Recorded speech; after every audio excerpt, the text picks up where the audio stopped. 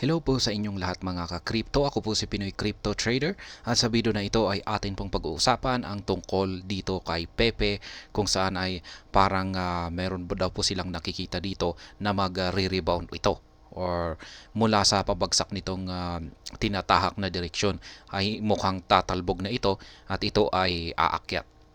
Yan po ang ating pag-uusapan sa video na ito. Pero bago po tayo magpatuloy, ay nais ko po munang bigyang linaw ang aking disclaimer kung saan ang nilalaman po ng video na ito ay hindi po ito isang financial advice. For education and informational purposes lamang po ang layunin nito. Maliban po dito ay nais ko na rin pong magbigay babala na wala pong kahit anumang group chat ang Pinoy Crypto Trader. Ayan.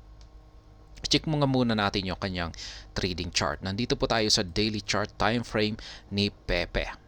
Ayan, ito po yung tanggalin po natin yan.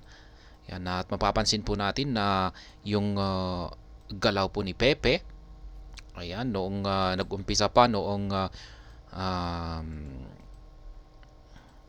ito, yung pinakamataas nag-umpisa nung July. Ayan, ay unti-unti na po siyang bumagsak. Ayan, nung July, ayan, dire-diretso, kitang-kita naman. Ayan, bearish market. Ayan, at bumagsak na po siya ngayon at naglalaro dito sa ilalim ng ating resistance line dito sa 82. Ayan, ilang digits ba ito? 0 digits. Ayan, 82. At ngayon ay mukhang meron nga tayong nakikitang signal dito na nabubuo. Isang parang bullish signal. Mula sa kulay pagiging red ng ating Hall Sweet indicator dito ay mukhang yan, may lumalabas na maliit na kulay green.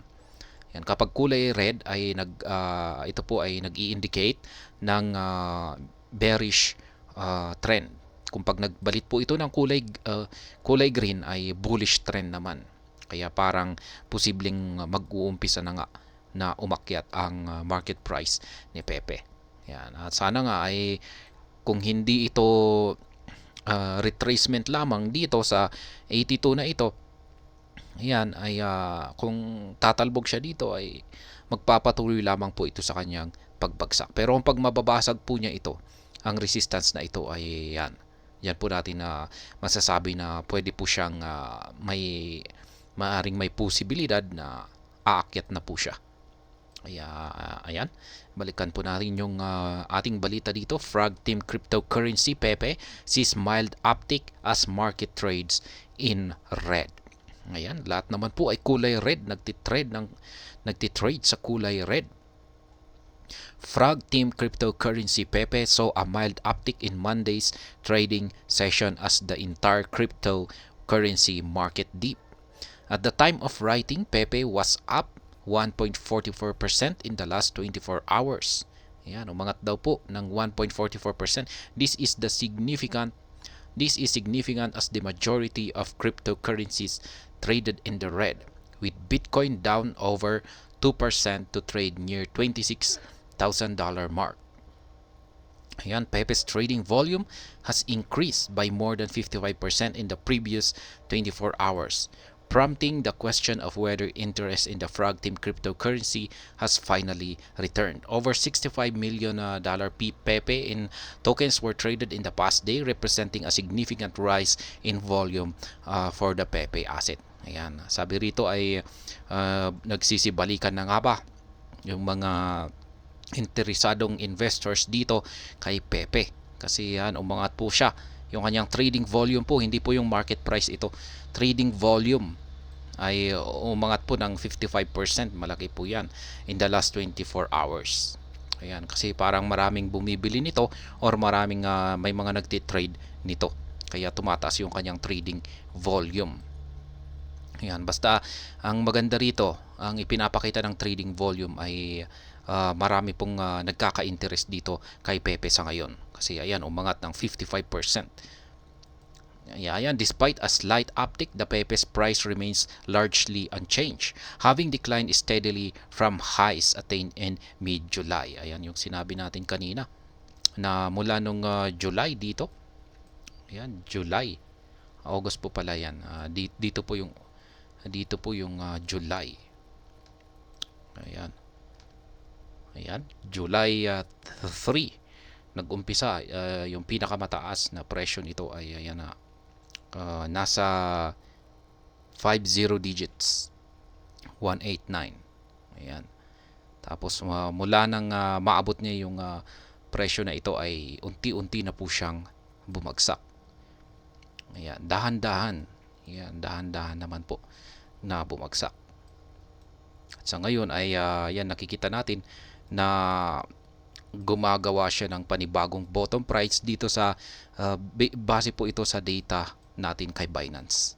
Yan, kasi ito po yung pinakamababang presyo natin. Ayan, yung resistance line natin ngayon. Pero ngayon gumagawa na siya ng bagong bottom price at hindi po maganda ito. Ayan. At alam naman po natin kasi yung nangyari kay Pepe. May hindi po kasi magandang nangyari sa kanya. Ayan.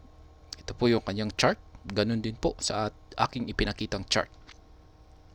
Pepe remains constricted in a trading range below its daily moving average 50. Ayan. The daily RSI also sustained below the neutral 50 mark, indicating that the consolidation might take a little while longer before the next major move.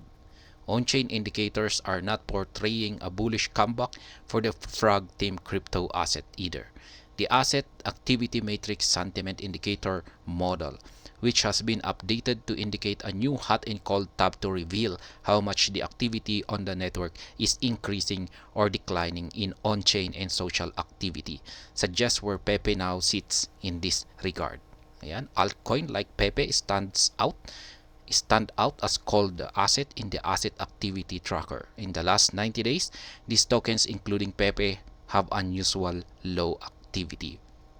Ayan, the narrative for Pepe has not been the same again after an internal conflict to the 3 former team members stealing 16 million Pepe token or 60% of the trillion Pepe tokens in the multi-sig wallet. Yan, ito po yung nangyari kasi, yung nangyari na internal conflict yan sa mga former team members ng Pepe. Nagkaroon ng nagkaroon pa ng pagnanakaw dito.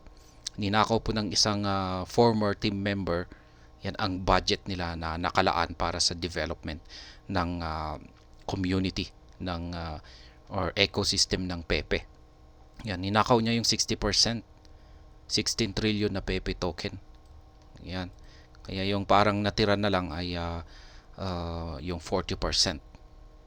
Kaya ayan, wala pa tayong balita kung binalik niya ito. And the announcement on September 9 by the official X account of Pepe that reported a security breach in the Pepe Telegram account did not help matters. According to the announcement, the old Telegram account has been compromised and is no longer under the team's control. Yan, sinundan pa yan noong September 9. Nahack yung official X account ni Pepe at maaring kagagawan po ulit yan ng former member ng yung kanilang former member. Ayan. Kaya sunod-sunod po yung hindi magandang pangyayari dito kay Pepe. Kaya syempre natural lamang yung mga investors dito kay Pepe ay matatakot sila. Kaya sila ay magli-liquidate ng kanilang asset. Yan, ibebenta po nila yung kanilang asset. Yan, para at least naman ay yan, hindi po sila mag-incur ng losses. Kasi baka babagsak pa yan dulot ng hindi magandang nangyayari dito kay Pepe. Kaya yan, nagsibentahan siguro sila. At ayan, hanggang dito na lamang po tayo sa video na ito. Sana po ay inyong nagustuhan ang aking paliwanag dito. Kung inyo po itong nagustuhan ay pakiclick lamang po ang like button nito. Para naman po sa mga bago lamang dito, kayo po ay aking inaanyayahan para mag-subscribe. Pakiclick na rin po ang bell icon nito dahil ito po ang siyang magsisilbing notification nito sa mga bago kong videos na akin pong ina-upload sa aking YouTube channel na ito. Marami pong salamat sa panonood. Ingat po tayo lagi at God bless po sa ating lahat.